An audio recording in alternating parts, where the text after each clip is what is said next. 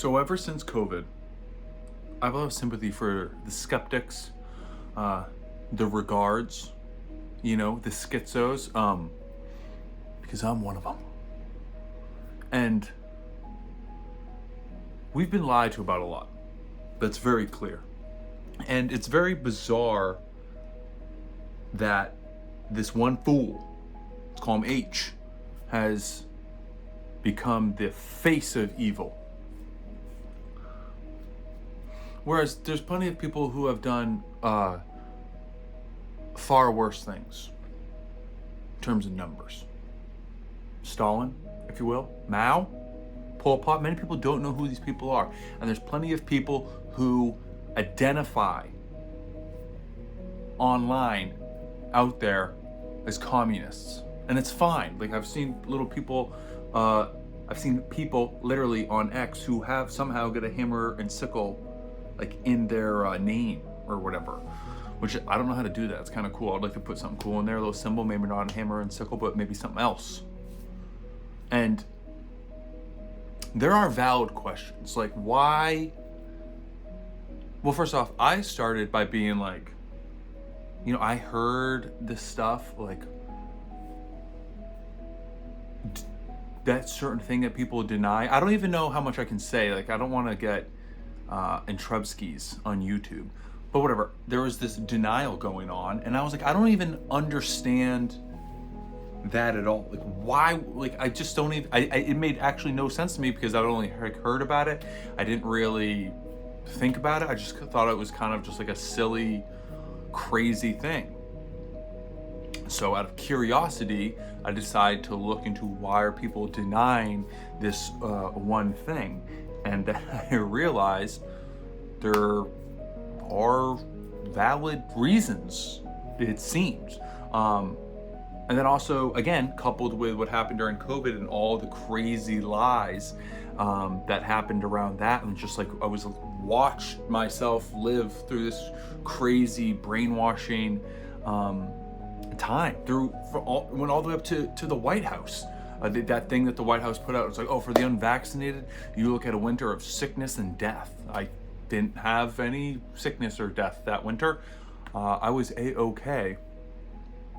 It was very bizarre. And I don't understand how anyone could get through COVID and still be like, these people that are in charge, they care about us. I think that if you think that at all, that the motivation for these people that are in charge, that they want their pursuits are truth and the well-being of their constituents, you're a silly goose. What they want is money, power. Our scientific studies have largely been controlled by those things. I think many institutions seek their own survival, their own growth, their own best interest. I think most of these entities serve themselves. They serve profit and convenience over truth. And so it doesn't bother me to hear people say crazy stuff, because I sympathize with people who say crazy stuff, because we've been lied to about so much. And it's just like there's so much that I can't prove. Like, I like to look into these things out of curiosity, like flat earth. I thought that was pretty silly. And then it's just like, if I'm honest with myself, I can't prove that the earth is spherical. I can't prove that the map of the United States is accurate. Like there's so much that you just take and without actually having hard evidence. And it's like, I'm not going to go around trying to prove everything. I don't have time for that. And going back to this issue with like World War II, I mean, there's a lot of weird stuff. I mean, like, why it's not controversial to say like, oh, I think Harry Truman was a good guy. And was he the president during World War II when they dropped the bombs on hundreds of thousands of innocent civilians? And it was like, oh, we needed to do that. It was like, maybe not. You say that guy's a good guy, no problem. You can say Winston Churchill's a good guy, no problem. I mean, he was responsible for the firebombing of Dresden. No, again, just the murder of innocent civilians. Look into that. And then there's a lot of lies going. Like when I was a kid, You know, I was told like America was the best. All these other countries engage in propaganda. We don't. America absolutely does engage in propaganda, obviously, and that H over there in Germany wanted to take over the world. That's ridiculous. American citizens were never. There was no threat to the freedom of United States citizens during World War II. I don't believe that. How is this fool going to take over Europe and then come all the way over here and come get us? I don't buy it. And then it's just like Winston Churchill was, he needed to stop H because of the invasion of Poland, but then right after the war, just gave Poland to the commies.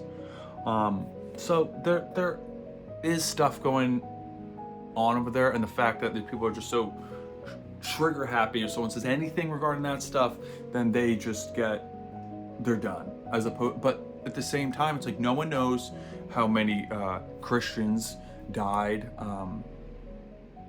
during communism and the Soviet Union. Like no one knows these things, but everyone knows about this one instance. And they know the specific numbers around it. Everyone does. Why is that? Where no one seems to know or care about all these other atrocities that were greater in number. And it is interesting. At the very least, it's interesting. And what is the main point here? The main point is to disregard all that shit to a certain extent. There are great lies. There's grand narratives that we had, ideas. I was born in 90. Things that I believed in that I was told as a kid that were false. That America was good. The American dream that many people my age thought was promised to me. Just go get a job, you'll be able to afford a house. They're not true. It didn't pan out. They're not panning out. It doesn't seem like it was ever even supposed to. The whole notion of everyone going and buying a house, I think, was a plan that best served the bankers. Whatever. Onward and upward. Always. I think it's good to dive into history so you can better understand yourself and your position. Because I think if you actually have even just a low-level understanding of history, and global conditions, global living conditions, you'll realize that most people live in very small spaces with many people with very little. And